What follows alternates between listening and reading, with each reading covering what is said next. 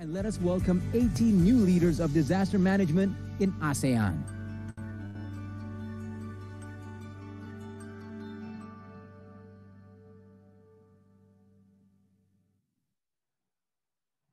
A very good afternoon to everyone.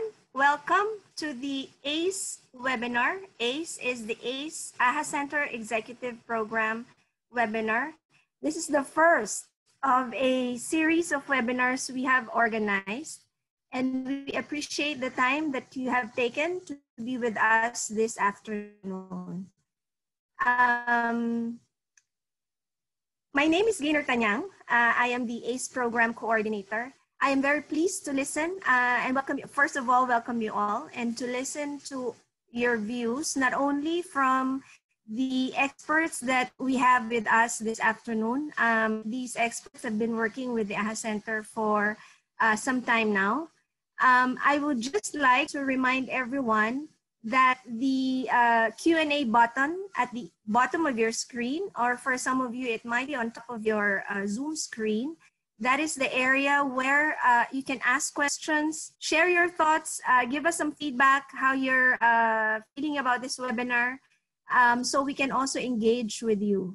We have really designed this afternoon, not only to hear from the experts, but to also hear from all of you who have participated in this webinar. Currently, we have running 115 participants. Without further delay, I am very pleased to hand over the stage to the Executive Director of the AHA Center to welcome us all and officially open the ACE program webinar series. I haven't introduced the name, right? Our Executive Director, Ms. Adelina Kamal. Good afternoon, Ibu. Thank you very much, Gaynor. Greetings from Jakarta, Indonesia. I hope that you stay well and safe. My name is Adelina. I'm very excited to welcome all of you today to the AHA Center's first ever ACE webinar series. As you are all aware, disasters are prominent features in the ASEAN region. Our region, unfortunately, is the home to world-class catastrophic disasters. We have a $1 trillion multi-hazard landscape in the ASEAN region. You name it, we have it. Therefore, we have no choice but to prepare relentlessly, build our resilience, and be more proactive and anticipatory. As part of our efforts to build regional resilience, we at the AHA Center have been preparing the future leaders of disaster management. We started this journey 6 years ago, back in 2014. The journey of molding and preparing the future, the leaders of the future. And so far we have generated close to 100 future leaders of disaster management in the ASEAN region from the 10 ASEAN countries, involving more than 25 training partners. And some of them will be speaking and sharing their experience today.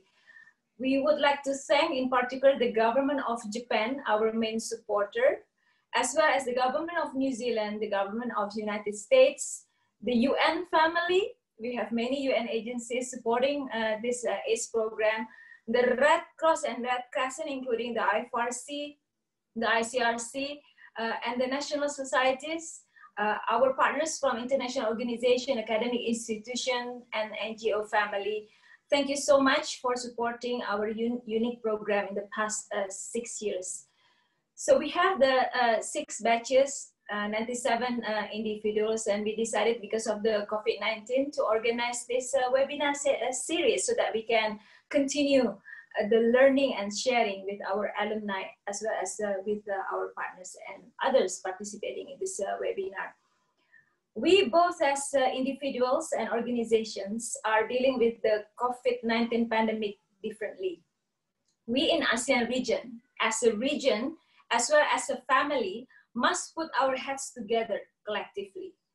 For this webinar, we will hear from the speakers, the experts in the field of humanitarian logistics, on how the operation have been affected by the pandemic. But we will also hear from them, hopefully, how their ongoing experience has changed the way their organization thinks about the delivery of humanitarian assistance.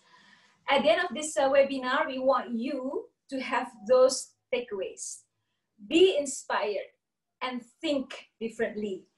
For us at the AHA Center, we also want to come away from this session, not just hearing from our speakers, but also from all of you, our webinar participants, on what you think ASEAN can do now and in the future to improve our humanitarian logistic capacity, to respond to the more complex, more intense, and more frequent disasters. There is no turning back. ASEAN must act now in times of climate emergency. That's one of the title of the publication that just came out from AHA Center. And that's also the reason why we are doing this webinar series. We need to prepare, and this is also part of our ways and efforts to prepare for the future. So please stay tuned. We will come back with a question later. So hopefully that you will provide us with your answers on what you think ASEAN can do now and in the future in the area of humanitarian logistics.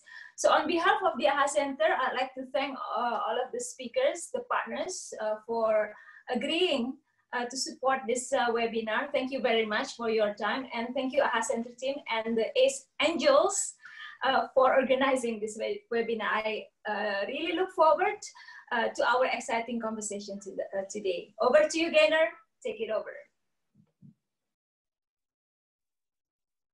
Thank you, Adelina. So I'd like to pick up on what you just said, to think differently.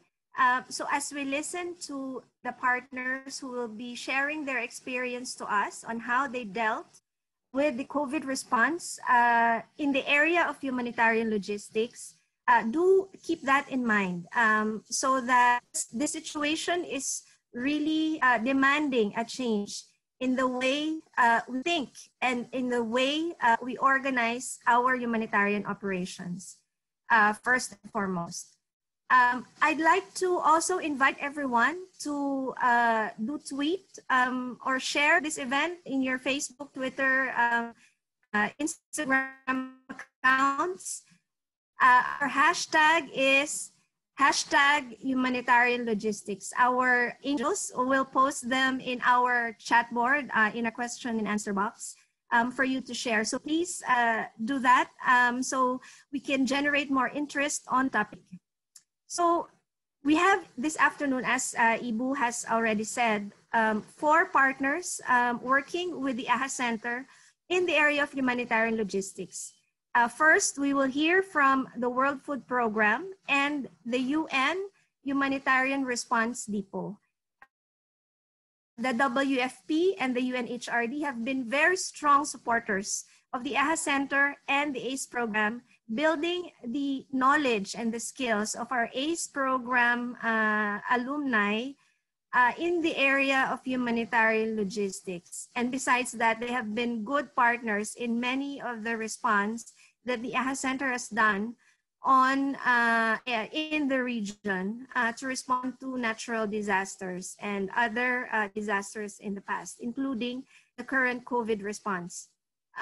You all know the WFP. You've probably heard from their ambassadors. The World Food Program has been assisting 100 million people around 83 countries each year. So they are not only a humanitarian organization, they serve as the logistics expert of the entire UN family. So thank you, WFP, for being with us. The UN Humanitarian Response Depot may not be familiar to many of you, but they house a global network of hubs that procures, stores, and rapidly transports emergency supplies for the humanitarian response community. The ASEAN actually has been supported by the UNHRD as the storage house of the ASEAN regional stockpiles that we have deployed for many years since the establishment of the AHA Center. So without further ado, I am very pleased to hand over the stage first to our colleagues Aaron and John from the WFP, followed by Carlos from UNHRD. Over to you guys. Hi, good morning, everyone. And thank you, Adelina. Thank you, Gaynor, for the welcome. I'd like to start by introducing my colleague, Jean-Luc Kohler, who works for WFP's Regional Supply Chain Unit in Bangkok. Jean-Luc's been with WFP for around 12 years in a range of capacities and various emergency response operations. My name's Aaron Holmes. I'm also based out of Bangkok. I'm working for the Global Logistics Clusters Preparedness Localization Project, and I've also been with WFP and the LOCS cluster for around 12 years in several emergency response and preparedness capacities. I'd like to start today by thanking AHA Center for the opportunity to speak with the ACE alumni and the other distinguished panelists and guests today. And Jean-Luc and I are looking forward to the Q&A session later in today's agenda. We've organized our presentation around three guiding questions today. Or the three guiding questions are guiding today's seminar, which might be called Challenges, Adaptations, and Lessons. Next slide, please. First, the challenges. How did COVID impact WFP's humanitarian relief operations? One of the earliest impacts was the increased competition for essential items, PPEs, hygiene items, and so on. The pandemic saw competition not only between organizations, but also between countries, resulting in congestion and backlogs in international supply lines. This was exacerbated by the fact that commodities were needed not only for organizations' beneficiaries, but also for their own staff so that they could safely carry out their jobs. Several countries introduced export bans on key items for the health response, including PPEs and ventilators. Some also placed export bans on other items deemed to be essential to national security. In this region, for example, export bans on rice were temporarily imposed. Second, there was a lack of clarity around prioritization of essential items. Normally, in a country-level disaster, the government or the emergency coordinator will define and enforce a list of priority commodities. In this global emergency, however, there was no single party with the mandate or authority to define and enforce a global commodity prioritization. Third, another feature of the global pandemic was the way that it isolated countries, with border closures aimed at curbing the spread of the disease, severely restricting the movement of people, meaning that global and regional organizations could not conduct a business as usual response. Fourth, reduced logistics capacity. As a result of border closures reducing the number of passenger flights, this also drastically limited air cargo capacity due to reduced cargo space in the holds of passenger flights. When cargo did make it through, it was often further delayed by quarantine measures due to fears that the virus may remain viable on surfaces for several days. Sea cargo was also impacted. Border closures in China resulted in limited container movements out of the country, which then led to a global shortage of shipping containers. Border closures also meant that skilled logistics staff were unable to travel as surge support, resulting in further bottlenecks at critical points in the supply chain. Fifth, increased transport costs were experienced due to the reduced flights and cargo capacity just mentioned, coupled with the increased competition and greater urgency. While this was especially the case at the start of the pandemic, it still continues to be felt to some degree today. Finally, reduced access to in-country colleagues. The pandemic's unprecedented scale has meant that our normal counterparts, whether colleagues in country offices or government counterparts, are often completely overloaded work-wise, exacerbated further by surge support being unavailable due to travel restrictions. This has meant that anything not immediately tied to the response effort has become, understandably, a much lower priority. Before we move to the next slide, I'd like to ask Jean-Luc if he has anything to add. Thank you, Aaron. Good afternoon, everyone. Maybe just one point to complement you, Aaron. Obviously, not all countries were affected in the same way by the isolation. In general, ASEAN countries made the wise decision to keep their borders open to most essential items, and particularly food items. The exception was in some countries where WFP buys rice, where bans resulted in the need for WFP to shift its sourcing plan. But outside of ASEAN, many other countries have taken a much more restrictive stance and had much more critical and often negative impact on supply chains and on people's access to essential items. That's it. Thanks. Next slide. Thanks, Jean-Luc. Next, we look at adaptations. How did COVID change the way that WFP thinks about the delivery of humanitarian assistance? And we've got 4 points here.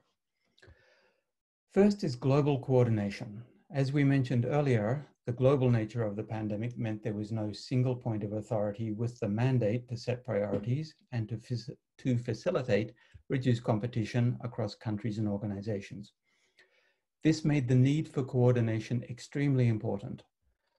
One example of how this happened was the supply portal established by the World Health Organization that aimed to consolidate and coordinate country-level demand for critical medical items. Second, the establishment of global supply and transport systems. Border closures and travel restrictions meant that organizations had to completely rethink how to deliver emergency services effectively. For WFP, this resulted in the establishment of the Emergency Services Marketplace, which covered the gap in air passenger and air cargo capacity along key global supply routes for the entire humanitarian community. Third, we had to look at revised intervention protocols.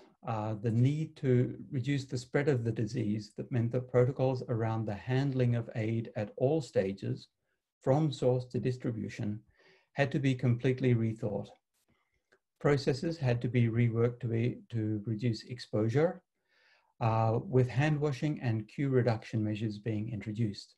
All of this, of course, required additional socially distanced training for those involved in the delivery of those commodities. And fourth, revised intervention modalities. The need to reduce exposure has also meant accelerating the move from in-kind transfers to cash transfers. And specifically for WFP, the use of medium-sized retailers wherever the local supply chain can support this.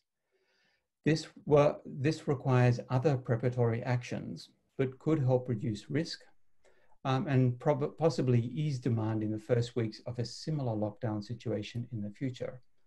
Jean-Luc, anything to add? Yes, Aaron. Just one thing on your last point, maybe. WFP was initially planning supplying essential items and in-kind food from abroad. But we had to continuously adapt as the pandemic unfolded and the context changed. In several instances, we shifted from international supply to local supply or to use of cash when market allowed it.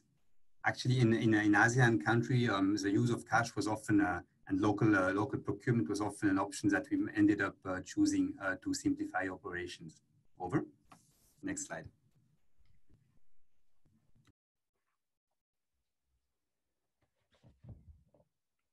Could we have the next slide, please? Thank you.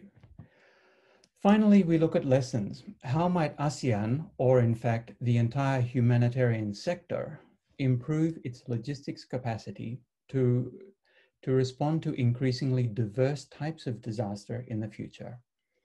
We've got 6 points here.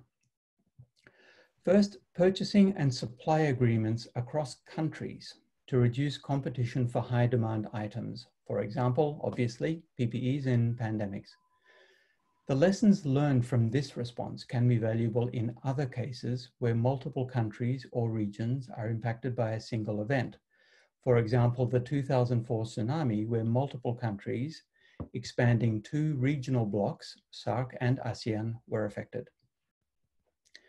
Second, the importance of developing pre-existing aligned protocols for the supply of essential goods or humanitarian cargo across borders. This is the focus of the Importation and Customs Clearance Together, or IMPACT, working group. Third, the critical need to localize supply chain preparedness capacities.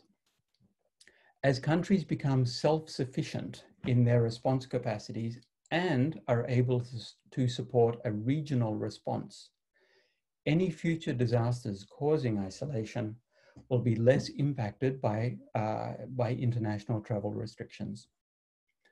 Fourth, the importance of planning for multi-layered disasters.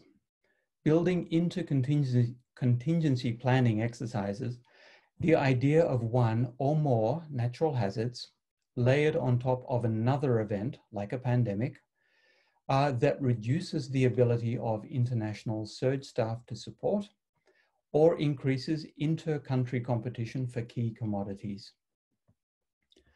Continuing along this line, point 5 looks at thinking beyond the pandemic to see what other types of events might cause isolation, multi-nation competition, or reduced international supply chain capacity, and to build these into contingency planning exercises, again, layering on top of natural hazards. Finally, the need for clear roles and responsibilities between organizations, between neighboring regional bodies. In the case of ASEAN, that could be ASEAN and SAARC, it could be ASEAN and the Pacific Island communities, and between regional and international bodies. And most important, the public dissemination of these roles and responsibilities so all are aware. That concludes our presentation for today. Again, thank you to AHA and to ACE alumni for your time today, and we're looking forward to a lively discussion later on in the webinar. Thank you. Thank you, Aaron and John.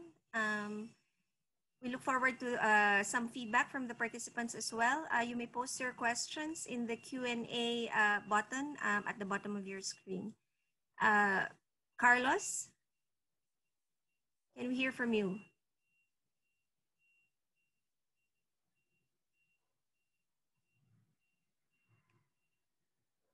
Carlos, is it just me or we don't hear your audio?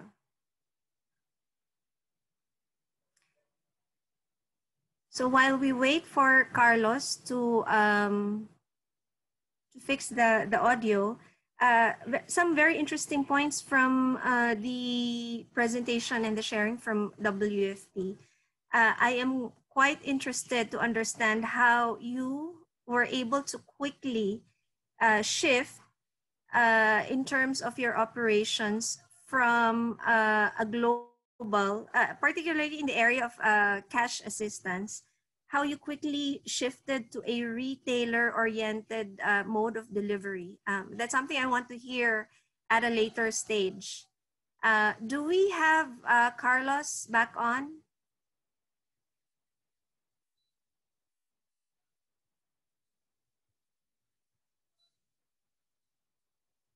Okay. Can my team assist whether Carlos is able to get back? Hi, I think Carlos is experiencing some another technical glitch. You want to proceed? Do you want to proceed or we can go back to Carlos later? We can go back to Carlos later. We can have Shukun to start first, if that's possible. Thank you. Okay, thank you, Azura. We will go back to the presentation of the UNHRD. Meanwhile, I am very pleased to introduce another partner of the AHA Center and the ACE program, which is the IFRC. The long name is the International Federation of the Red Cross and Red Crescent Societies. you are familiar with the Red Cross and the Red Crescent flag, which you will see in almost all of the major disasters. And IFRC has been working with the AHA Center since the beginning of the ACE program. And in particular, an area of interest is on protection, gender, and inclusion, as well as on international humanitarian law. So with us this afternoon is the Logistics, Procurement, and Supply Chain Management Department that has been recognized as the provider of humanitarian logistics services for the Red Cross family. Its key mission is to support the core work of the Red Cross and the Red Crescent Network, which reaches 150 million people each year across its 190 member national societies. So I'm pleased to give the stage to Shokun. Shokun? Thank you, Gaino. Thank you, AHA, and for having us here on this webinar. So I'll just quickly introduce myself. My name is Shokun, and I'm the Regional Logs Manager for IFRC of Asia Pacific Office, who is actually based in Kuala Lumpur. And with me today are is my colleague Nuraiza in Poland, and who is working with us in the Kuala Lumpur office as well. And what we're actually doing is they're working on the logs and supply chain support for the 38 national societies that we have in Asia Pacific regions. So yes, that's the brief introductions on what we're doing here. And then I think before I actually start my presentation, I'll probably just stop the video just to give way to some of it. If that's okay for you guys. Okay, so as what Aaron and John Brooks has mentioned, that the idea of today's webinar is to focus on three main questions around the disruptions of the supply chain and what kind of adaptations that we are looking at, taking lessons from this pandemic crisis, and then also that what ASEAN can actually do now and in the future to improve the logs capacities in the regions. Next slide, please. So for the past few months, we all have encountered a lot of disruptions on our supply chain supports to the national societies and to some of our country offices in the regions. And amongst all, we're having a global shortage of the PPE supplies and the raw materials, which the demands is actually overshot the supplies for the regions, and not only for the regions, but also globally. So that's because of due to this global shortage, we have the huge, we have competitions with some of the partners, national partners and organizations to look for supplies of the PPE. And then we're seeing a lot of increases of the price of the PPE as well, which is like 4 or 5 times more than what we are actually paying on the normal days. Apart from that, these disruptions, this global does not only affected the PPE, but it's also affected some of the normal items that we use to purchase and procure for other disasters in the regions. And there is also, apart from that, that we encounter authenticities of those products. There's a lot of fake quality certificates, and then there are also a lot of substandard items that we have seen provided by some of the suppliers. And then moving on next, we also encounter the disruptions of, not the next slide, but on our next one, sorry. Yeah. We also encounter disruptions and closure of international and provincial borders, and also strict importation regulations imposed by the local governments. So these actually limit our access to some of the countries, and on top of that is also add on additional requirements and quarantines issues when we're trying to send goods out from into the countries. We have seen that in some countries that it actually takes us months to get some of the items into the country due to these restrictions and the closure of borders that, yeah, then we have to find a lot of alternative options and to send those goods into the country. Moving on, that we also have transportation disruptions on global and local levels. Commercial air freights are cancelled, and limited flights it's now can go into the country due to the lockdowns. And then that's also, as what have been mentioned earlier by WFP, there was increase of the price of the freight. And then that's also that it delays a lot of our aids into the countries, especially for some hard to reach countries. When you usually have only one point of transit, now we have to stop at many transiting airports with a lot of regulations at each individual transit airport. So something that we can send into the country within 1 or 2 days is now have gone to 1 week to 2 weeks. Okay. Apart from that, we're also having exportation bans of PPE in some of the manufacturing countries like the US, Taiwan, India, and South Korea, where we had a supplier base. And then there is also in some of our consolidation hubs, for example, in Malaysia, that where we're using our FRC regional warehouse as a consolidation hubs. We actually have an export ban on some of the PPE items like the surgical mask and even N95 masks. For each and every shipment that we need to sign up on the countries, we need to go for applications and approval from the governments. We also encountered a lot of, as we all know, that most of the PPE supplies and some of the raw material supplies for other normal items is actually came from mostly from the country from China. And then especially during this pandemic crisis, there is actually limited access to alternate sources of those suppliers outside of China. With some strict exportation regulations in China, we have encountered some delays in sending the goods out from the countries. Yeah, and then we're also, and at the beginning of the operations, there's actually very limited supplies that the manufacturers and suppliers in China that can provide to the international organizations. And lastly, on the supply chain disruptions, we're looking at the challenges in us engaging and managing our human resources. There is a restrictive movement and a lot of our search supports could not traveling out to the countries of the operations. And then we all know that with remote support, there is actually a lot of challenges and restrictions, means some of our search logistics is actually having a lot of IT connection issue, not to say that the difference of the time zones it's supporting. And also one of the most reason is not being in country, we're actually adding up the work burdens of the national society and the local stuff.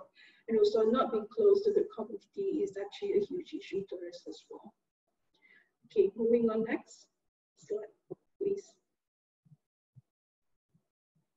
Yeah, so looking for this one, we're actually starting to look into what can be done in our organizations to rethink and to adapt to the new norm that we're having due to the pandemic crisis. Next slide. So there are a few things that we are actually start to look into as an organizations. Firstly, adapting the supply chains to emerging health crisis. So what we're doing is currently we're reviewing the current health supply chain, of course taking reference to some of the innovative supply chain platforms that or we can make reference to what integrating the lessons learned for the current COVID-19 response. And apart from that, we are also actively looking on pre-positioning of essential PPEs in some of our regional hubs. And on the second point, we are also revisiting internally our current supply chain procedures and strategies, where we start to look at, we're not starting, but we're actually trying to strengthen the resilient solutions to ensure uninterrupted supply chains. Yeah.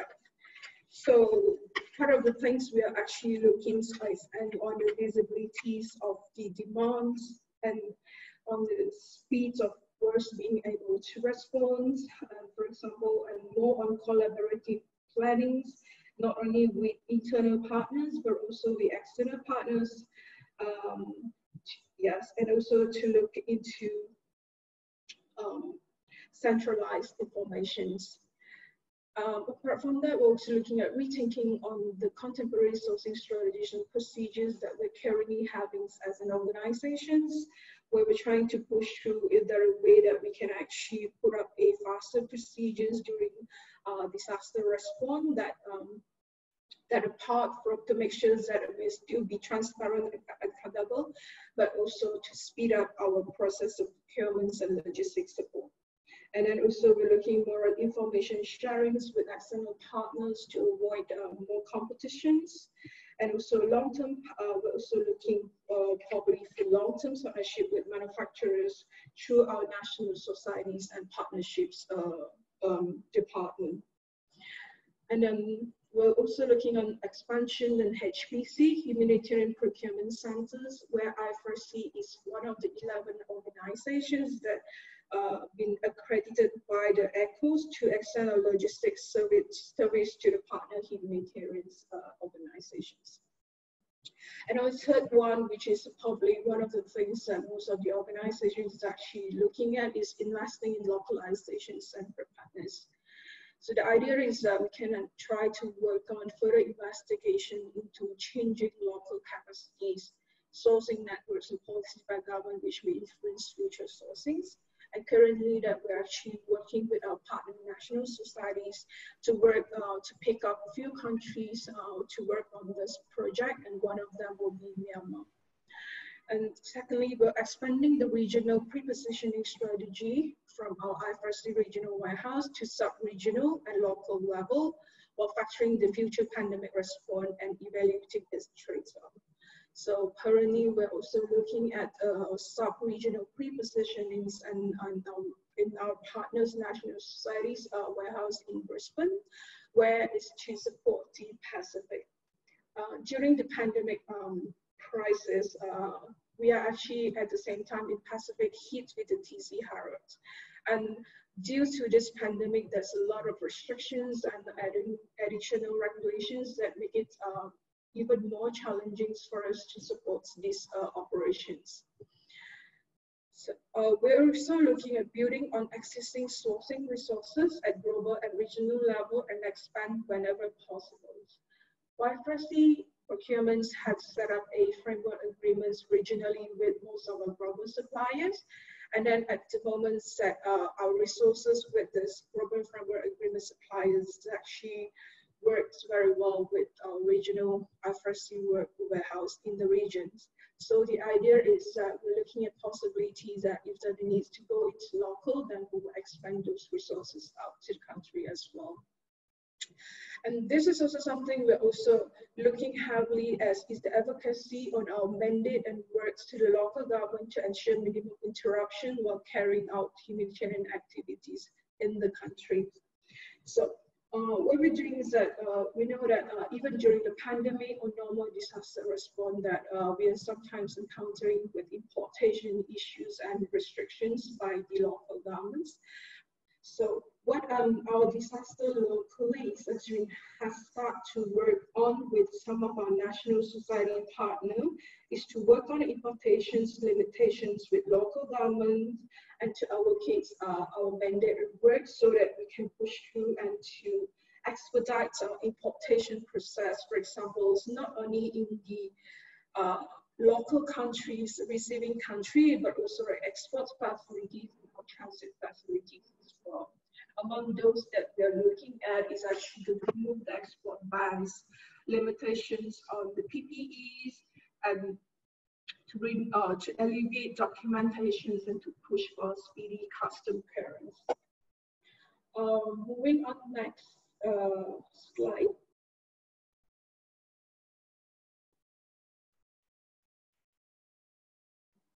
Yeah. So moving to the last key questions that we're addressing in this webinar, that what can ASEAN do now in the future to actually improve the logistic capacity in the response of logistics support. So there are 4 points that we're looking at, which is first is strengthen the local capacities by leveraging and expanding on existing resources. Draw upon the capacity of the ASEAN network for additional human resources support, technical support, material assistance and equipment to make this response as local as possible and as international as necessary. And okay, moving on, the second point is that to support the advocacy with the local governments on prioritizing the humanitarian access during response and establishing pandemic-specific policy and procedures by leveraging resources and health measures at all levels. Okay, this is currently what we're trying to push, as what I have mentioned earlier, with the national society to work really closely with the local governments to see that how we can push through this agendas of allocating our works and mandates to ensure that we have minimum disruptions when we try to provide logistics supports into the country. And then there's also a need to strengthen the coordination between relevant stakeholders, especially during the pandemics, that does require a high degrees of coordinations with public, government, health, judicial, and international organizations. And from our past experience, we know that especially during pandemics, we work a lot and we actually relies a lot on the standard and specifications and advice from the local Ministry of Health and Health Judiciary, just to ensure that the goods of PPEs and medical items which sent into the countries fit into the standard and specifications and its quality as should. And then also coordinations with external partners, like what we're doing with WFP for the support of the free flights, and also with ICRC on joint tender and WHO on supply chains pandemic cell. So this is all a very key issues that we and supports that we need to strengthen up, and it's not only for the pandemic, but also to look for any future disaster response, so that we can respond more effectively and efficiently. And finally, is that we're looking also on trying to pushing the agendas of promote environmentally sustainable practices in communities and local offices, just to ensure that we're trying to, because now they're working to push through the climate change agenda, and then we hope that there will be something that we can actually start to prepare now and try to promote widely across the region. Yeah, I think that's all for my presentations, and thank you again for Arhan on this one. And then, yeah, happy to take any questions if any is in at a later stage. Thank you. Thank you, Shokun. We actually have a lot of questions already in the question and answer tab. We will try to respond to them later. At the moment, I'd like to call back Carlos if he's able to present already. Carlos? Yes, hello. Can you hear me now? Yes, excellent. 5 by 5. The floor is Very yours, good. Carlos. Okay. Yes, good afternoon to all of you. I'm Carlos from United Nations Humanitarian Response Depot, and I will basically talk to you about 3 points. One is, what were the supply chain disruptions? Second, what UNHRD did for the pandemic. And third, we will provide some recommendations for ASEAN. Over. Let me start with the supply chain disruption. As mentioned already by our colleagues, were border closures that affect the movement of goods and also people. This also affected the ongoing supply chains of the organizations to attend the normal projects, but especially affected the sudden increase of specific items like hygiene items or PPEs, and everyone wants those to be transported urgently, meaning by air. Something that we were thinking at the beginning and we were wrong was oh, if now the planes stop it, therefore we should have more planes available to transport the goods. The reality is that the big percentage of the commercial trade is done in the underbelly of the commercial planes, not only on charter planes. Therefore, by having less planes flying from one country to other, where less cargo, transport cargo capacity by year in the time that was a sudden increase. That obviously created a big bottleneck. The humanitarian community requested the World Food Program, who by the way tasked UNHRD to manage the hub for the delivery of the PPEs, medical and diagnosis equipment from several organizations. And this was done because several organizations found very difficult to work, especially in China, that sourced probably 86% of the medical equipment.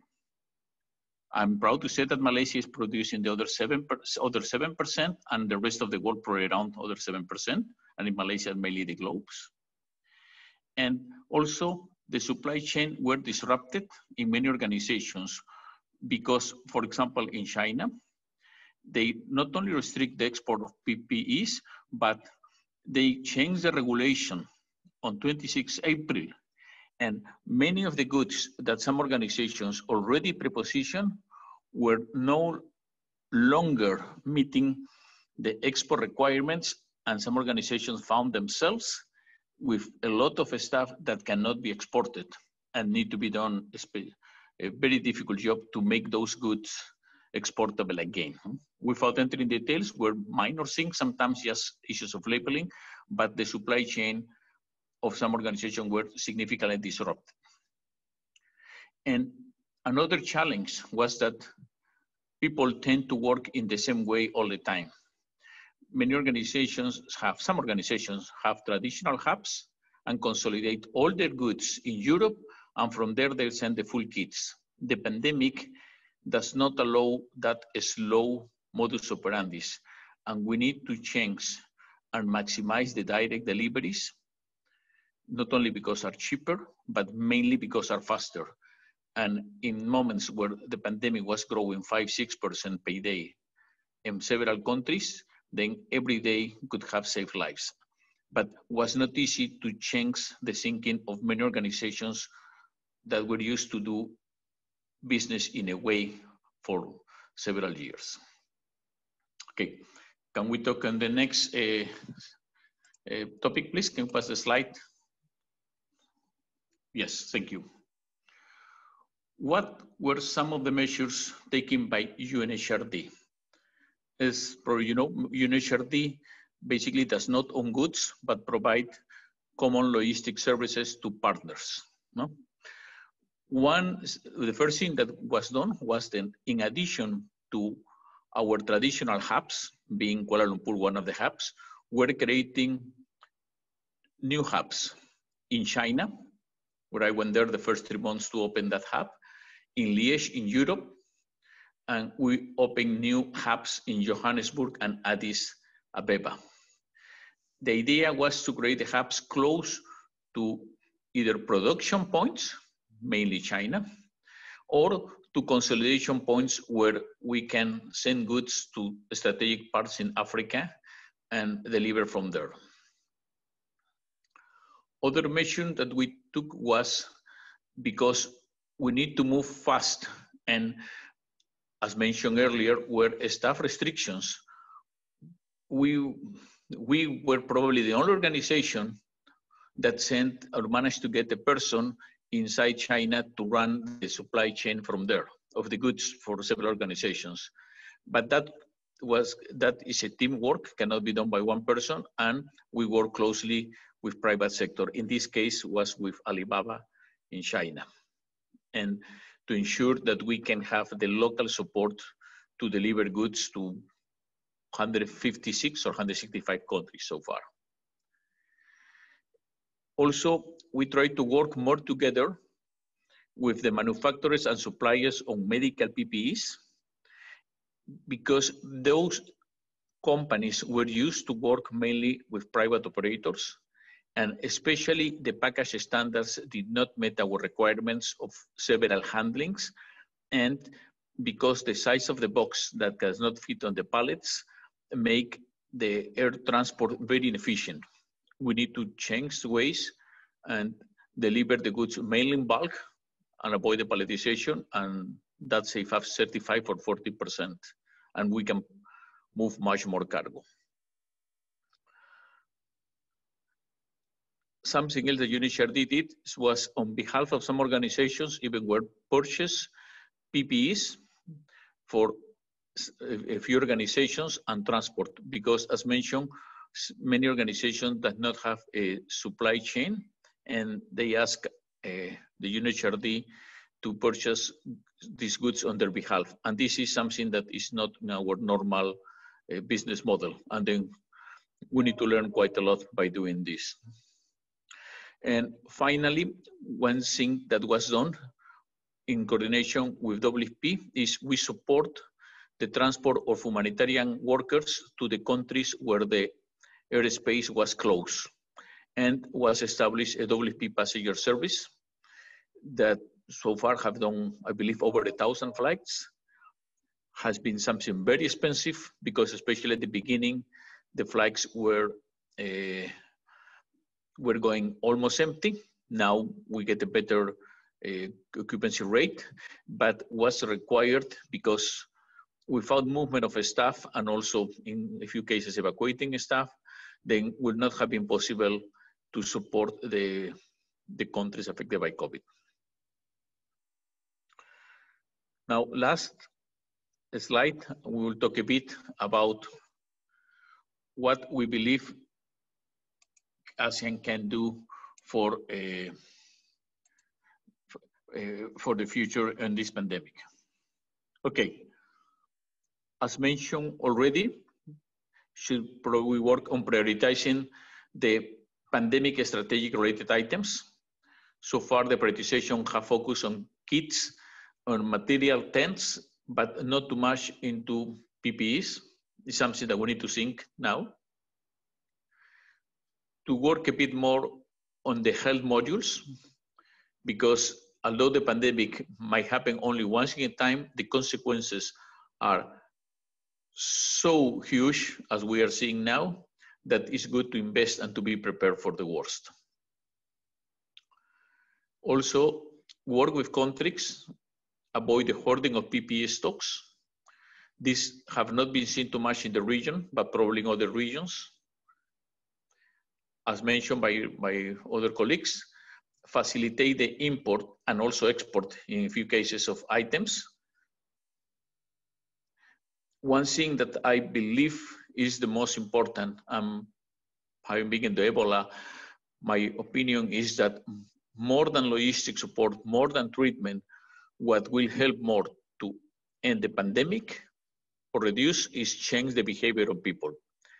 In the ASEAN region, majority of the countries have done very well compared to the rest of the world, and should be identified what works well in each country, how can be adapted to other countries, and in that area, I believe ASEAN can play a very important role.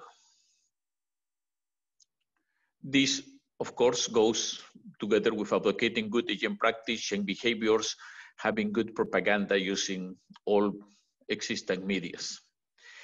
And maybe next year, we don't know yet, but when the vaccine will be available, they might contribute to identify the gaps on production, storage, financial.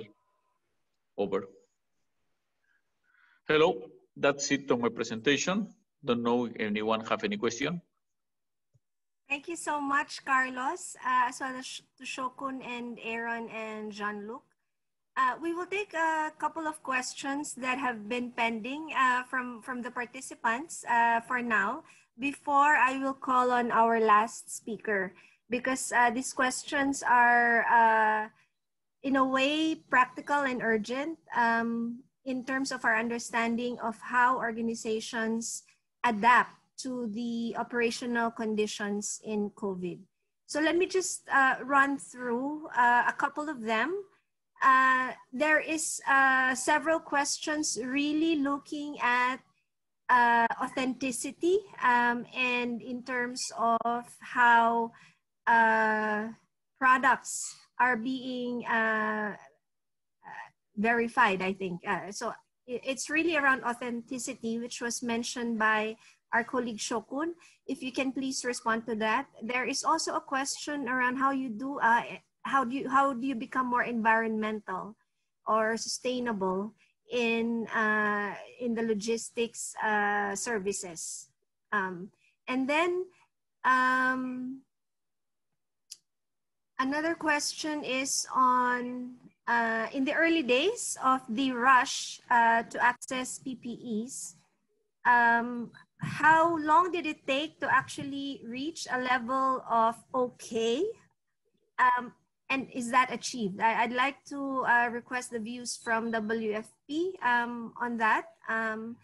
And there's another question on quite a practical one. Does WFP disinfect its cargo? And another one on the challenges from the pandemic.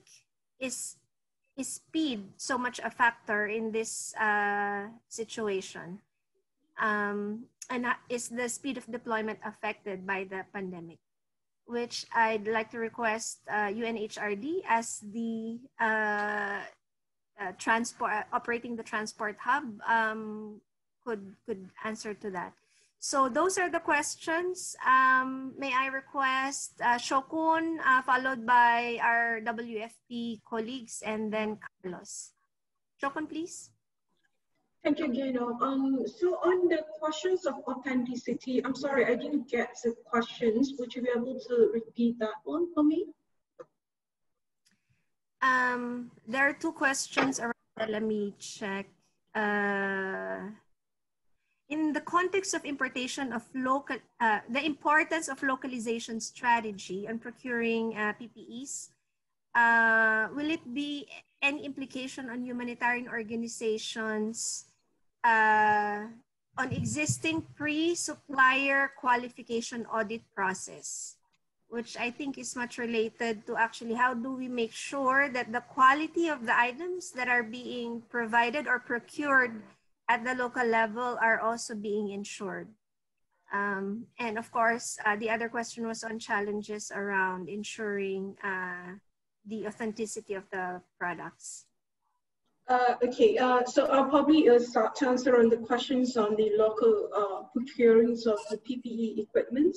Yes, there is actually a certain level, it's not really the implications, but what I have actually been doing now and in the past is that we push a lot on local procurements if the qualities and standard and specifics of the item actually meets the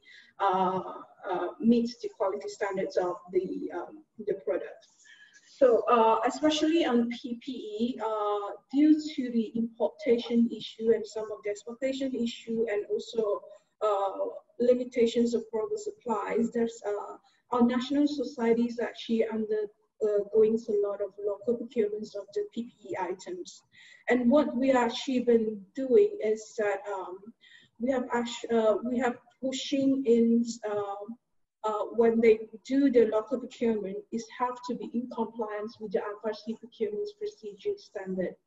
And in order to actually complement on that one and to push for speedy response, that we can the Geneva office, our head of office in Geneva, has actually reviewed our current FRC procedures and do a simplified procedures to actually support on this local procurement, so that the country officers can actually do the procurements on speedy manners. And apart from that, we all know that the qualities of the products in country will probably be a question. So we actually have a very strict requirements and monitoring ways on ensure that the qualities in the country meets the requirements. We have a medical logistic in Geneva who is actually looking into all the verifications on the products that we procure in country. We request a lot of certifications of the PPEs and the suppliers, registrations, financial statements, and all of this is actually been reviewed by our medical logistic in Geneva to ensure that it meets the standard of WHO standards, or if not, then it at least have to meet the specifications and standard of the local Ministry of Health authorities. So that is how we are ensuring this. And then, because you're right that apart from, we want to push in for local procurements, and we know that it will be good for the socio-economics as well, impact as well, and that it will be faster and at least reduce carbon footprints and all this stuff. But at the same time, as an organization who has the responsibilities of do not harm, that we really work very, very much heavily on ensuring that the quality actually meet this standard. So there are a few countries that are using a lot of local procurements, and we know that some of their local items are actually meeting the quality standard. But there are also in some instances that some qualities of in some local countries doesn't meet the instances that we still very much push for international procurements where the specifications and qualities are ensured. If that's answered the questions. Thank you, Shokun. I actually have a follow-up question to that later at the last stage. There is a question on the speed of the response, how it's affected. And there is also a private message asking for how we can make the response more efficient and sustainable.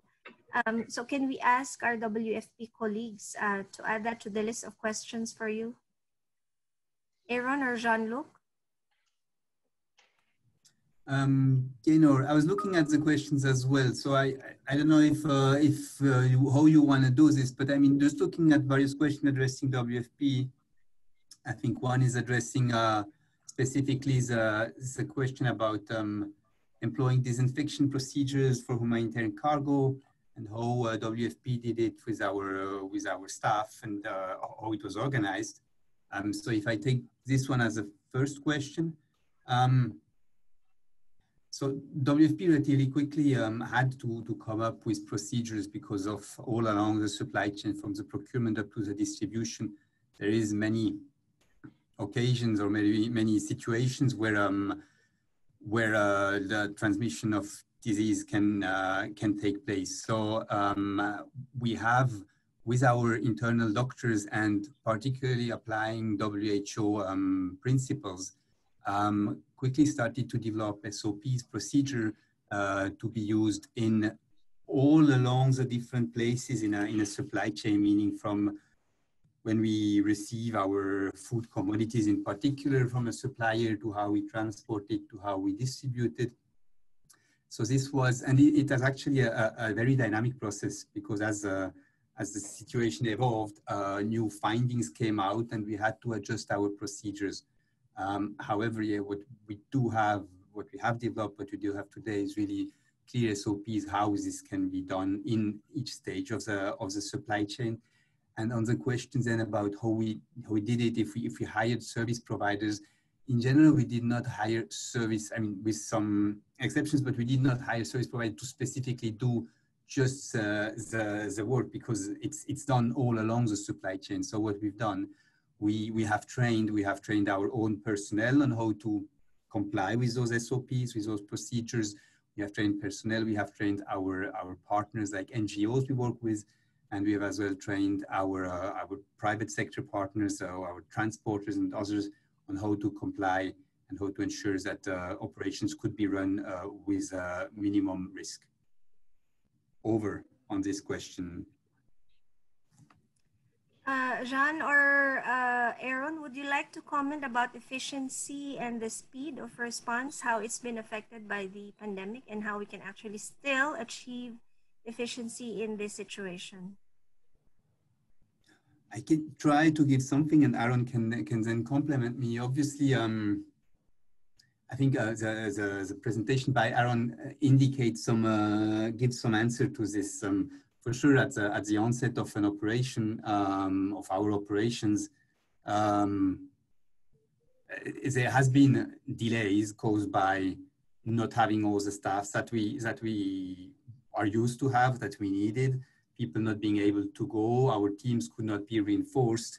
That's in terms of staffing, but also the entire supply was obviously slowed down, and it took a while until we got things in place again, trying again to shift, and maybe that brings to the questions that you asked, Gaynor, as well, trying to shift sometimes from what we call in-kind assistance, where we really distribute food, to cash assistance. And then, so that was a way to overcome some of the delays caused by the pandemic. Over here. Thank you, Jean-Luc. We Happy will. to add? Oh yes, Aaron, and then a question was also for Carlos. Aaron, please. Very quickly, just to say, for me, this is one of the importance of, or one of the important reasonings behind localization. The more that you have the resources in country, in terms of your environmental impact will be much less, because you're not having to fly things. They will be cheaper because of transport costs, and they will be available more quickly. However, of course, you have to offset that with the fact that maybe the next pandemic won't come for 20, 30, 40 years. So if as a result of this pandemic, we become increasingly localized and prepared and have all of these goods ready and sitting in our warehouse, and nothing happens for 20 years, and those goods deteriorate, we have that cost as well. So it's essentially this idea of insurance.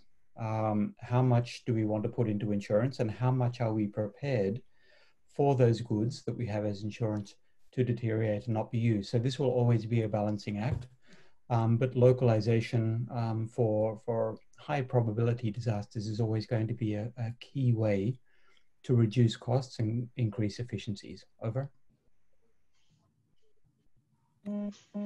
Good point, Aaron. Carlos, there's a few questions also for you. Would you like to respond to the speed as well, how it was affected given the transport constraints? Sorry, you asked to me, sorry? I don't get you. There was also a question around the constraints to transport. Okay, correct. To overcome, this problem and still ensure speed in the response. Correct, yes.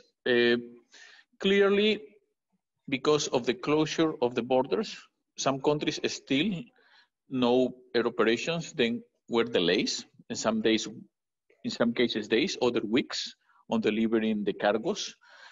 The restrictions on import and export also create more delays.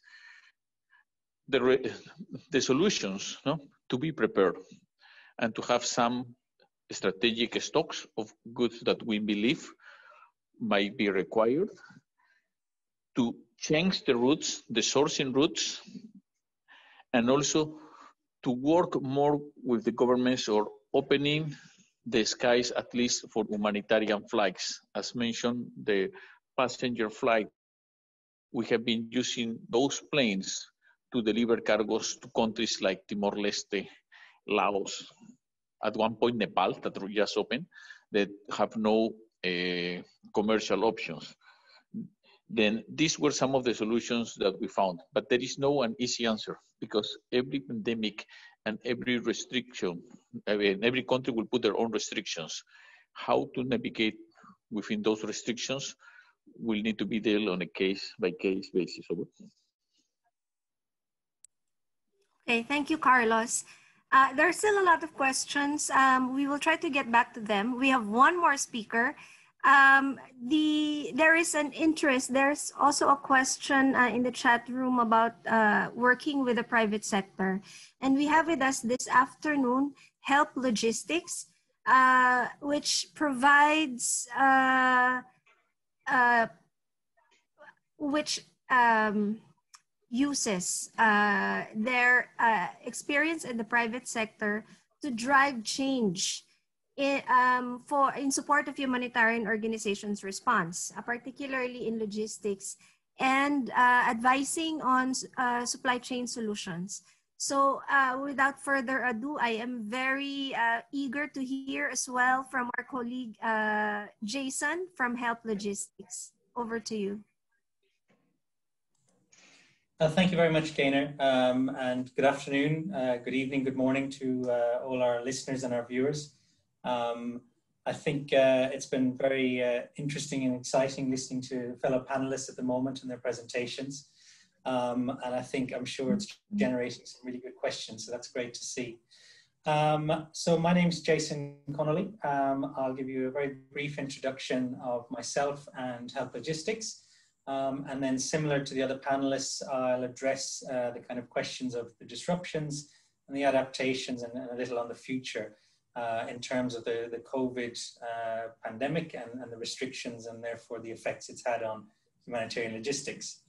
I'll be giving probably a bit more of a kind of a small team, a personal kind of viewpoint across the slides. We're a non-operational humanitarian organization, so we don't do the heavy lifting that the other panelists do, and they've given you a really good overview of what the operations have been like and affected. So I thought I'd give you more of a kind of a personal view that I'm sure a lot of you will appreciate in terms of how it's affected us as individuals and as small teams. So just a little bit about myself. I've spent probably over 15, 20 years nearly now in humanitarian supply chain, mainly focused on humanitarian relief and emergency responses. Most of that time was with the UK government based out of London in the UK. And we were quite different to your average donors in the sense that as well as assisting partners in funding, we also had an operational team that would procure, store, transport non-food items and the like during large emergencies. And I was part of that small team. And then a year ago, I joined Help Logistics here in the Singapore office, which looks after the region of kind of Far East and South Asia regions. I took over from Temi Tamabratu, who some of you might know, who did an amazing job setting this up from our side. And I might be saying that because I've noticed his name in the attendees list, but maybe I'm not. So thank you, Temi, for setting up the Singapore office so well. So what we do and you know, who are Help Logistics? Thank you, Gaynor, for mentioning we have a link to the private sector. We are a non-profit company, which is the first important thing to say. We are part of a wider foundation, which is the Kuehne Foundation. Some of you will be familiar with Kuehne Nagel, which is a large player in the freight forwarding world. And Mr. Kuehne, a number of years ago, set up a non-profit foundation. And as part of that, Help Logistics was formed. And what we basically do is we offer pro bono services to humanitarian partners. Some of those are on the panel today. And also to governments to offer assistance in terms of improving existing humanitarian supply chains. So if you could please go on to the next slide. I'll just talk for about 60 seconds on kind of how we do that, just to give people an idea who might not be aware of us. So next slide, please. So our main mission is to shape supply chains for the benefit of humanity. Quite a grand mission statement, if you will. But I'm sure most of the panelists and people here today are interested in this you know, improvement and how we can serve beneficiaries at the end of the day as best as we can. A lot of the graduates that we have here today have obviously a very strong interest in disaster management. And I would bet that pretty much all of that comes from your own personal desire to help others who are in need. And where we feel that we fit as Help Logistics is kind of in that space between the humanitarian world, the private sector world, and also the academic world, as we have links with universities to encourage them in terms of putting some really good information out there on humanitarian supply chains. So we attack this kind of mission in 4 ways. One is the value we put on supply chain preparedness and resilience.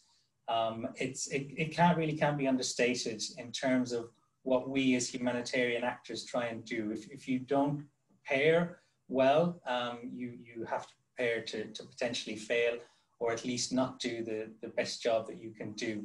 I know from my own experience of operational humanitarian response that we often try and do as much preparedness as we do, but at the same time, we're often firefighting the day-to-day operations and responding to emergencies, and can struggle sometimes to actually put the groundwork in for preparedness. So one of the things Help Logistics does at the moment is in the Philippines. We've partnered with the Philippine Red Cross.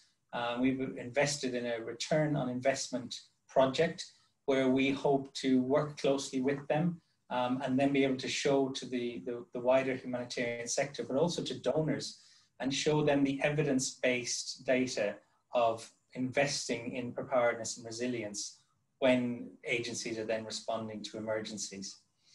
We also look at improving local education and research. We do this through building collaborations with universities around the region. At the moment, for example, we have memorandum of understandings with Thammasat University in Thailand, and also with IIMK in India. And again, what we do is we act as an advocate to encourage universities to really bring humanitarian supply chain thinking into their curriculums and into their research. And then we can also bring those on board when we do projects with humanitarian agencies on the ground, and get that crossover of knowledge and sharing, because all sides will have different specialities and different expertise. And one of the things we try to do is to bring that together into a kind of a collaborative approach so that everyone can benefit when they wouldn't normally maybe cross paths too much. We also look at optimizing food supply chains. It's estimated that food supply chains can waste up to 30% of their commodities. So one of the things we do is we will work with humanitarian agencies in identifying where those shortfalls are, where the kind of bottlenecks are, how farmers can be supported better. For example, one of the projects we did recently was with WFP in Nepal, looking at the nationwide school meals program. And we were involved in looking at the different supply chain methodology and models that could be used to ensure that that nationwide practice of giving school meals could be done as efficiently and effectively as possible. The other thing we do is we look at strengthening health supply chains, health system supply chains. We do that by identifying the bottlenecks again in the national system. So we work closely with NDMAs, NDMOs, and governments of various countries who are doing their best to improve their health systems. And we will also then bring in training as necessary. So we also, as well as looking outside to bring in experts, either from the private sector, we can also offer some of our own in-house training, which has been built on the experience we've got through doing these projects. Thank you. Next slide, please. So let's look at the disruption. We've heard about the bigger picture of what many of the large humanitarian organizations have faced. And as I mentioned, I'm just going to briefly touch on kind of how has this affected a small team involved in humanitarian supply chains, such as ourselves. So one of the first thing that we noticed amongst the other speakers was the restrictions on travel. Obviously for cargo and for operational needs, that is a massive disruption. For us, most of our projects are outside of Singapore. We would travel to our partners in the region, in their countries, where we would have face-to-face meetings. We would do interviews with staff and beneficiaries. We would also gather data, do warehouse visits, field visits. So when the travel restrictions came in, that meant that our whole team here in Singapore had to just stop. So that was a massive disruption in terms of how do we now continue the work that we're trying to do. I think I've lost the PowerPoint presentation, but I'll carry on. It's one of those presentations where it's more about the keywords, so don't worry if you can't see it. Project delivery was seriously disrupted, again, because the timelines that we had agreed with partners, they were obviously kind of frozen and put on hold. The delivery that included those field visits meant that it could not happen. And then this had a knock-on effect to budgets, so project budgets were affected. And that will then have a knock-on to reporting. And I think you're starting to see that, you know, a lot of you here today will have probably encountered the similar things. One of those main things, again, was staff welfare.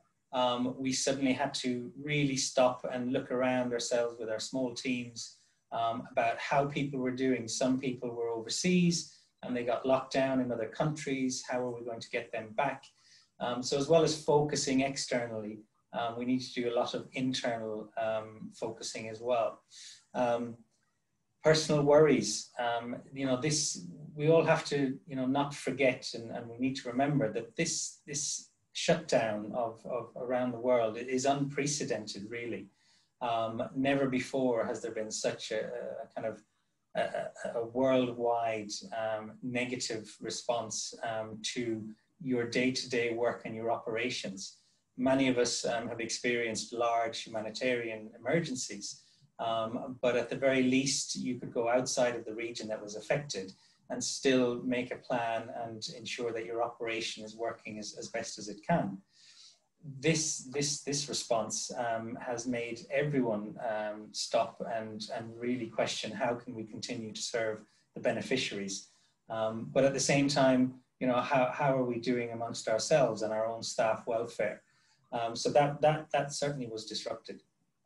And then finally, our offices. So in Singapore here, there was very strict restrictions. If you can work from home, you're expected to stay working from home. So for the last 6 months, staff had to work from home. Again, that disrupts your normal flow of maybe you like going to the office and avoiding crazy children that I have. But now you have to be at home, and that's a very different ball game of how you cope with that and how you deal with that. So that was they were massive disruptions for us as a team. So how did we adapt to that? One of the things I mentioned that we do is we would give face-to-face training to partners across different supply chain themes. So if we couldn't get there, then obviously how can we try and present training? And we went online like a lot of people are doing at the moment. And I think, again, digitalization is a massive thing that is going to get more and more popular as we go through into the future because of COVID and the restrictions. A lot of our training was based on face-to-face. So we had your regular PowerPoint presentations. Obviously, we didn't want people falling asleep to a 2-hour PowerPoint presentation. So we got external capacities. We looked at how we could make some blended content and incorporate video, audio, and different methods of producing and then presenting our training so that we could still carry on with our project work that involved training and yet be able to do it remotely. And I know that a lot of us probably hadn't heard about things like Zoom a year ago, and now we've all become experts as best we can because that is what the situation demands. And so we adopted lots of new technology. You know, there are always opportunities out of negative issues. And one of those opportunities for us was to really stop and quickly look around and ask ourselves, how are we doing our internal processes? You know, if we can't do external work the way we wanted to, what can we change internally to at least make our internal processes more efficient, more effective? And I think that's true of all of our teams who are listening today.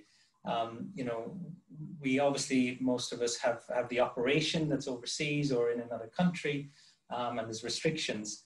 But we all probably feel that we could do things internally in a better way. And so we've used this time to really question that and make sure that we're adopting new technologies where we can. So we've got your chat and the Zoom, you've got Slack, you've got Microsoft Teams. There's also lots of variety out there. So part of the time is spent actually assessing that. I think it's very important to make sure that you get what your team needs and don't overdo it. But at the same time, recognize that if you keep agile, you might be able to take something from here, something from there, and actually create something a bit more bespoke so that your team can relax a bit more internally and then allow them to focus more of their efforts externally.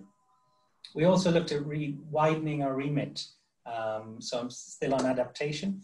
And that was, again, reaching out to partners, whether they be governmental or NGO, and really questioning kind of what is it that you're struggling with at the moment? Where are your gaps and issues that we could maybe offer to help? And we did that partly. We worked with the Global Logistics Cluster Cell and the Kuna Logistics University, which is another part of the foundation based in Germany. And we sent out a wide-ranging but specific survey to all the logistics cluster partners. And then we did a follow-up a few months later to try and really show the community who's struggling where and where are the main issues. So at the very least, the information is being shared amongst the people who are involved in those kind of operations. And they can then take, contact each other and really network and see what the landscape is looking like. And that was part of our kind of wider remit of being able to step back from humanitarian work in a sense and still offer some kind of service to the community. And again, I mentioned kind of internal change in terms of actually kind of changing the way your processes, whether it be your HR, your finance, your admin, there are opportunities there to be a bit more introspective. And so we've taken that opportunity to do that as well. And I would encourage you all to kind of really say, look, how can we do things better as we go through this? So next slide, please. And so just looking towards the future a little bit, I've got some other keywords here. I mean, agility, yes, we all know that we need to be agile in terms of our organizations. Some of us, like Help Logistics, are very small, and we might have more opportunity to do that. At the same time, larger organizations can be a bit restricted in terms of their policies and processes and might not have the opportunity. But I think each of us, and certainly the newly graduated disaster managers, can think about this as they move forward as well. Certainly in the private sector, for example, the holy trinity of kind of cost, quality, and speed is now also being added to in what's called the 3 R's, which is responsiveness. So how quickly can you adapt and be agile to the changing situations that such are we seeing in the pandemic at the moment? Reconfiguration. So how can you diversify? Some of our Aaron, I think it was, said it's one thing, maybe looking at localization and making sure you've also got options there. But that might not be the right solution in the long term. So we have to keep looking at how you and your teams can diversify. And then resilience. And resilience isn't just about the organization, but it's also from the ground up. So internally in your own small teams, and even with yourself personally, you need to think about that. The collaboration, again, I think the AHA Center is an amazing system and forum for the countries in the region. And I think that's going to be even more important as we go forward with these possible ongoing restrictions in terms of travel, that we keep those communication lines open and we keep talking to each other. But also amongst individuals in your small teams, checking on each other and making sure that everyone, the staff welfare is paramount. If staff aren't happy or feeling stressed, then obviously they're not going to be as efficient in terms of actually then producing the work for the large scale operations and for the beneficiaries at the end of the supply chain. I've also put vulnerability there. That can apply to organizations, but for me, it's more about, you know, for especially for the new graduates, when you get in to your teams, is to not be afraid of showing your vulnerability. Don't be afraid of showing that you might not know all that's expected of you. I think too many times, many of us who are considered experts are maybe, you know, don't want to show any weaknesses. But I think if you do that, it can give you strength. And certainly in this day and age, we can recognize our own kind of strengths and our own weaknesses and really look to collaborate with those of around us who might have stronger skills in different areas. And I think just to kind of finish up, that would be kind of the main kind of goal, I think, going forward, especially in the ASEAN region, is we have a number of kind of countries and NDMAs who are very strong. And at the same time in the region, we have some others that are more, could do with some more support. So I think it's crucial through the AHA especially to ensure that that collaboration and sharing of strengths is continued. And that will only make the whole kind of process and partnership even stronger. Thank you. All right, thank you, Jason. I like the perspective of also looking at the staff welfare and the organizational welfare in general, how the organization is trying to cope and reconfigure, rethink itself to be able to face this new challenge that will be with us for a very long time. So thank you for that. What we want to do now is to listen from the participants. We actually have prepared two questions that we wish for you to respond. Please have a look. Type in your mobile phone, your laptop, go to menti.com and input the digit code 293793, or simply click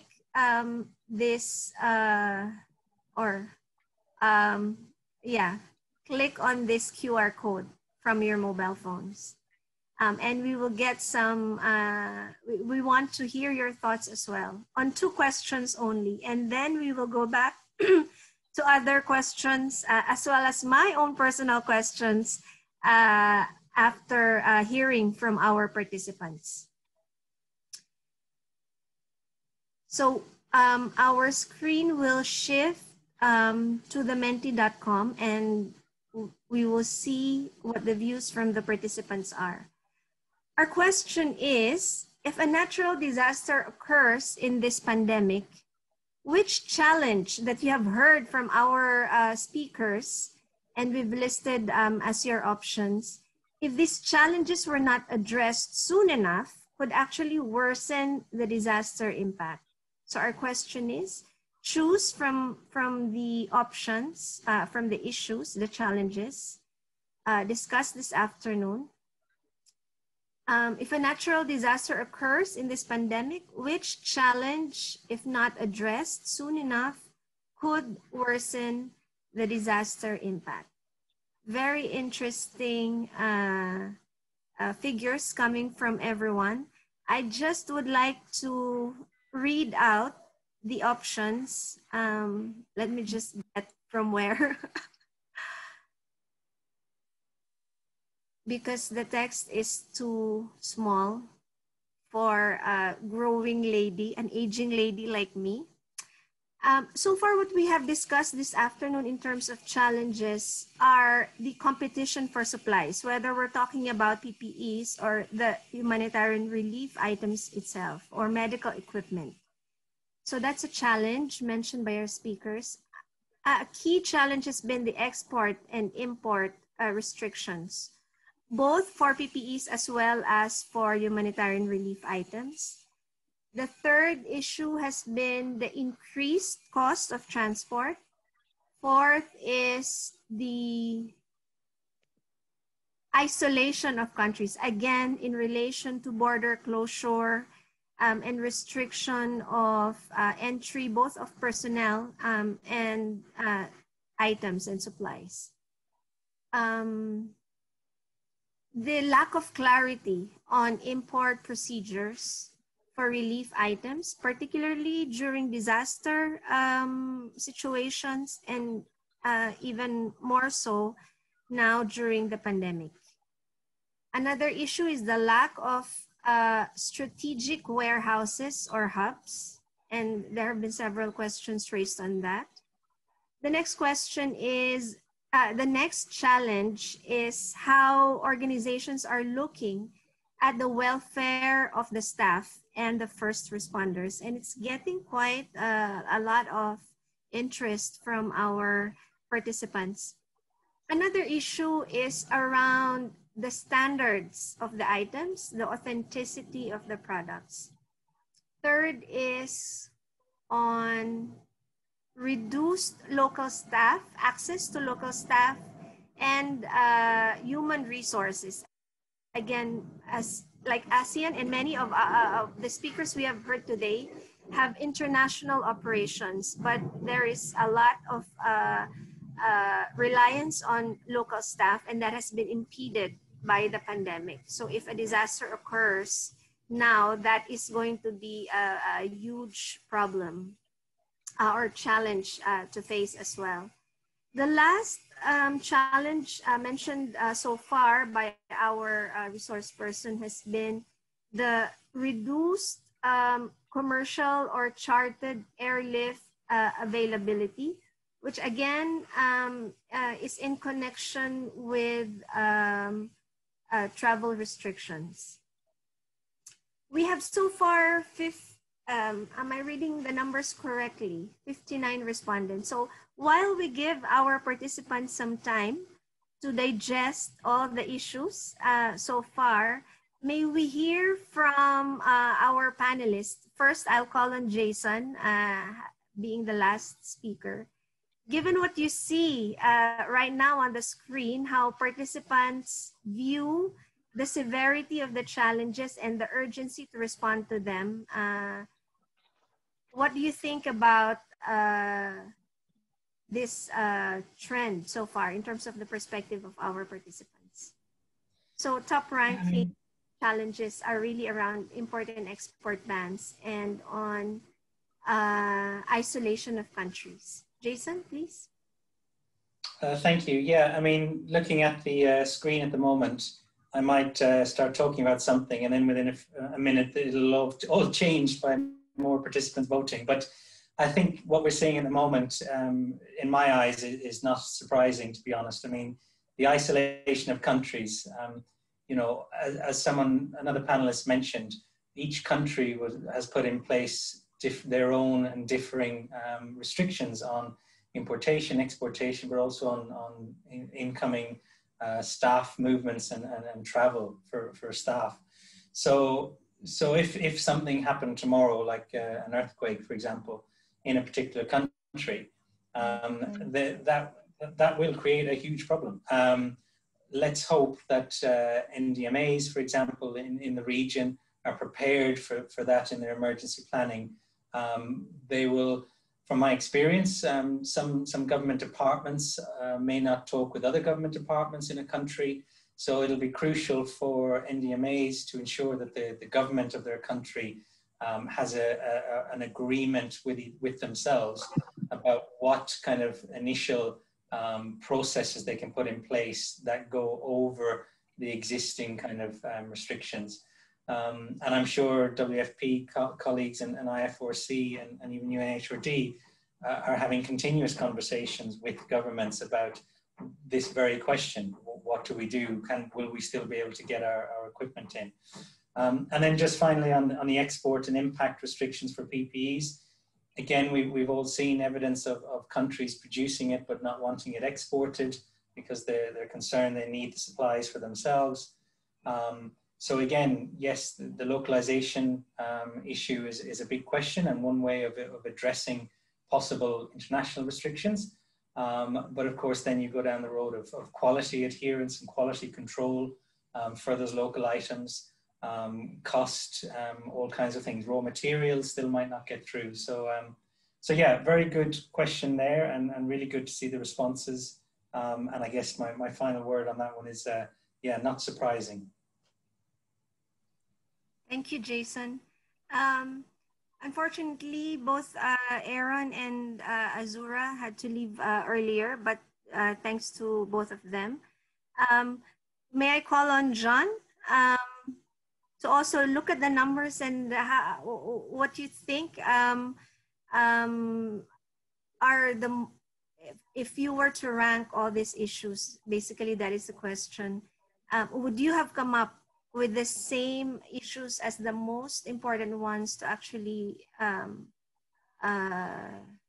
that we need to start looking at solutions at the soonest possible time? John, or even Carlos? John, please.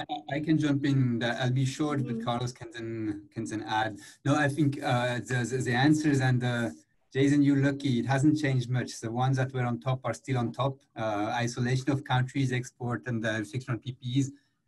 I'd say not surprising, and I think that's really has a really key point. If I would have answered, I would have given the same, or WFP would have certainly highlighted those ones as top points as well.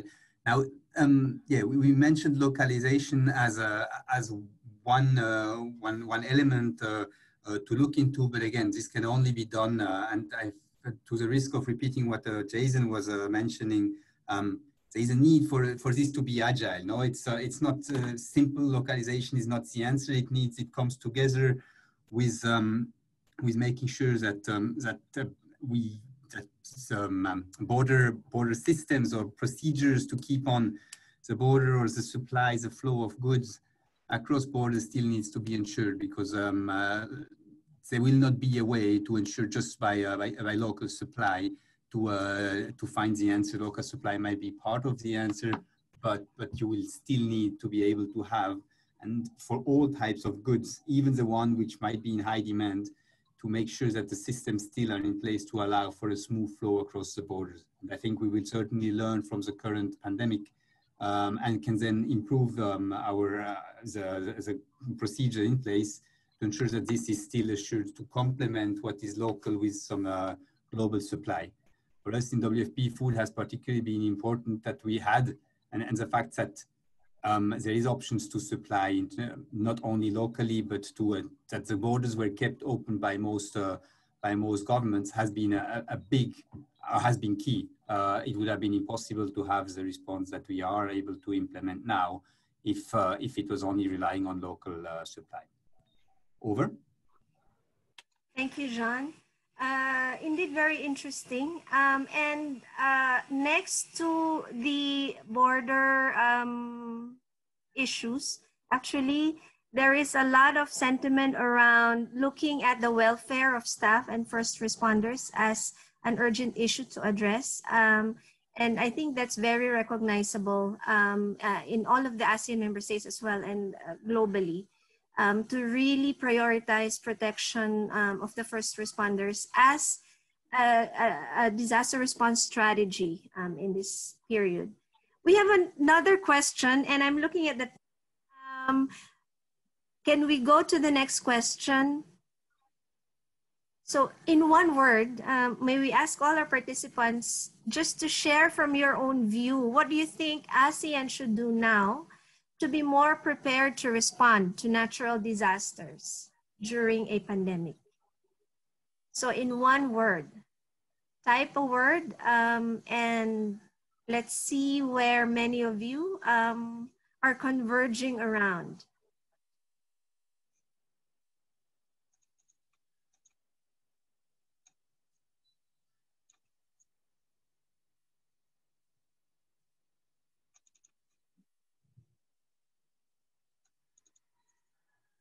Shokun spoke a lot as well about collaboration, and we see this as one of the really important responses from our participants' perspective. Shokun, would you like to say something more about how we can actually support collaboration within the context of a localization? There's a lot of discussion earlier around multi-layer strategy.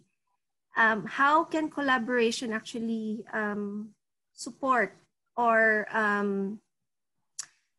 provide the solution to a multi-layer strategy? Shokun? Yeah, can you hear me? Yes. I think the words "can you hear me" has become a huge word in the pandemic nowadays as well. Okay, yeah, we stress a lot of collaborations, especially on this pandemic response, because we know that how crucial it is for us. I mean, it is not only on global level, and it is also on a local level as well.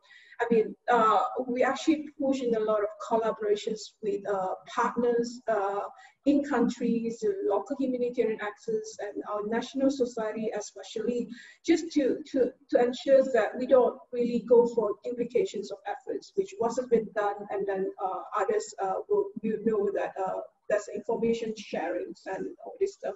And then also in terms of on this pandemic, we know that we have a lot of supply chain challenges. So we really looked into collaborations with the local governments, but that was really through our national societies. And that's also been what has been doing by our international disaster laws colleagues, who's really worked closely with our national societies and also with the local governments to ensure that we push through this agendas of humanitarian access into the countries so that we have an effective and efficient response.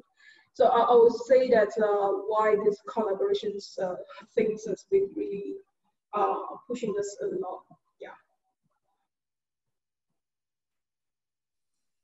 Thank you, Shokun.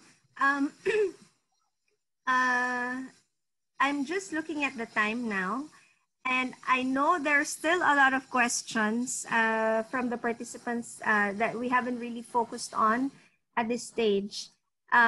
However, there are other opportunities for us to respond to those questions. We will collect those answers and we will share it with our resource persons, and we will share them back to you either on our AHA Center website or in some other form, like the publications such as the column that the AHA Center publishes. So we are learning a lot from this webinar so far, and still there are many unanswered questions.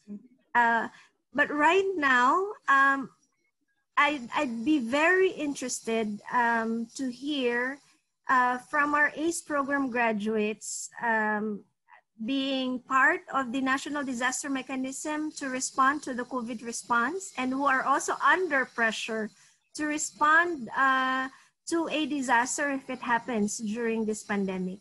And one of the ACE program graduates, there are several of them in the room, so I'm sorry to just pick you, Miss Morni from NADMA.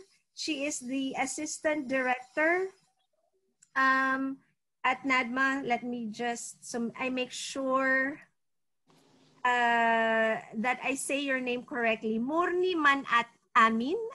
It's been a pleasure working with you at the ACE program. She is the Principal Assistant Director of Malaysia's National Disaster Management Agency. Morni, can we see you and can we hear from you in terms of your experience as a dedicated worker of the government supporting your country's operations during the disaster response, and what do you think so far in terms of what we've heard from the speakers at this stage? Anything you're picking up on? Morni? Yeah. Hi, everyone. Can you hear me right? Yes, you're Hello? coming. Okay.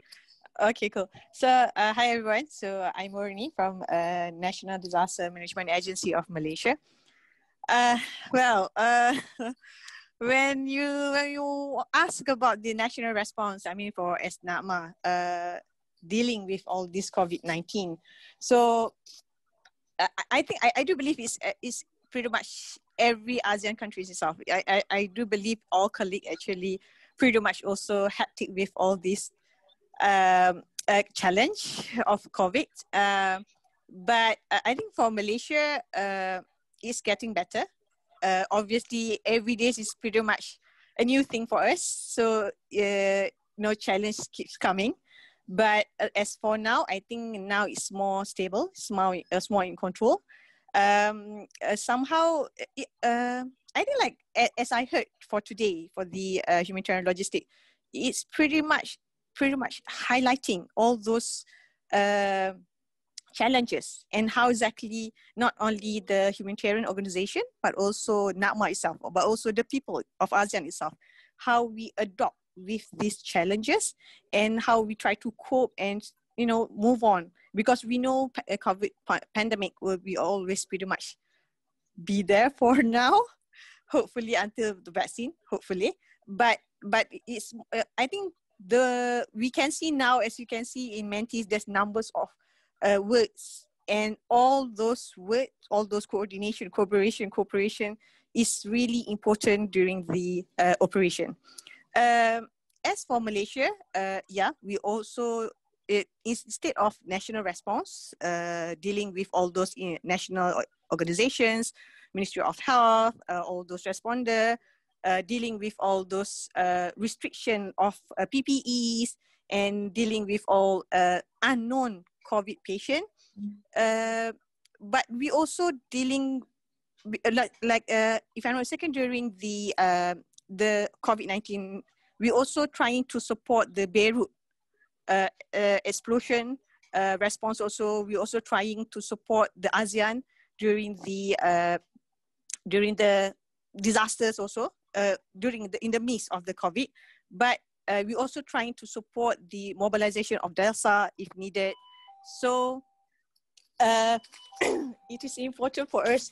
I mean, by learning, or by all these speakers highlighting all the challenges and what the lesson learned we need to do, and how exactly maybe ACE graduate or the NDMOs itself may support each other during this challenge of COVID. The thing I think for me, as I learned today, so I can actually bring this all challenges, all adaptation by all the humanitarian organization to be brought up to the stakeholders, not only the strategic level of Malaysia, but also during the ACDM of Preparedness and Response Community, even though the BAC of DELSA or other ASEAN platform.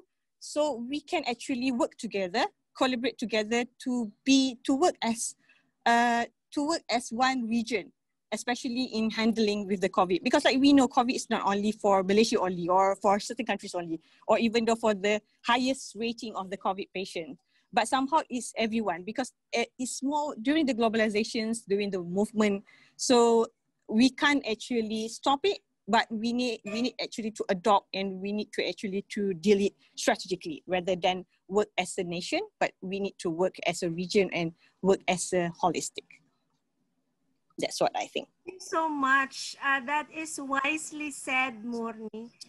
Okay. And do take care. And I'd like to start. You too. Thank you, dear. Yes, Morni. I will be closing this webinar. It has been a pleasure learning from our partners, WFP, IFRC, UNHRD, and Help Logistics.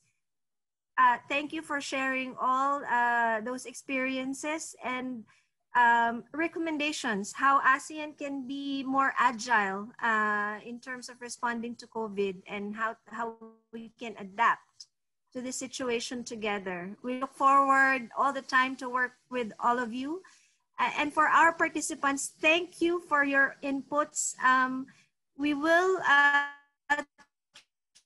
try to get back to you if you can email us. My colleague can share the email address if there are any additional questions.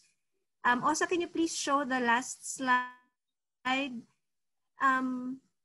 So a few final things. I'd like to wrap up, but I think Morni's summary is sufficient. mission to challenge us all to think strategically and to think and to act collaboratively. If you need more information, if you want to know more about the AHA Center, please visit our website, www.ahacenter.org. If you have further questions, please email us at ace@learn.ahacenter.org.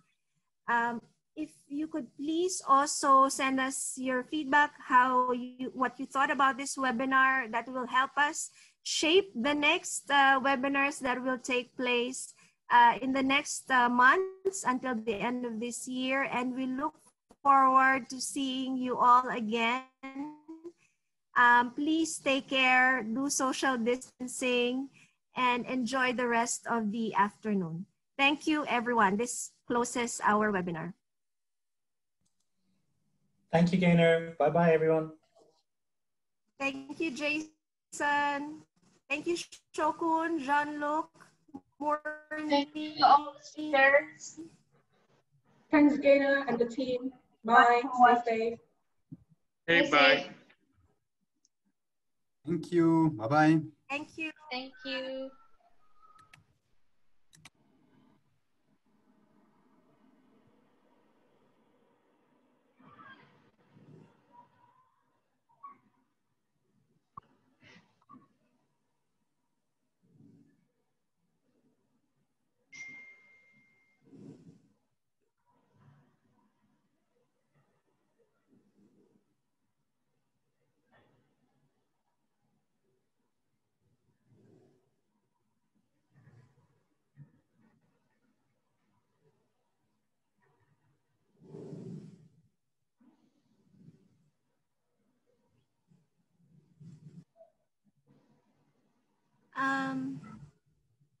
Thank you, AHA Center colleagues, for all the help.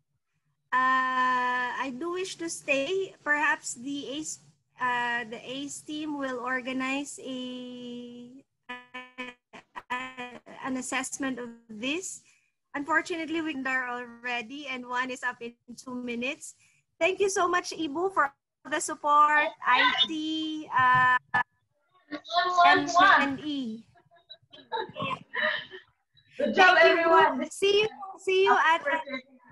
Thank you. Good job. Bye. Bye. See you.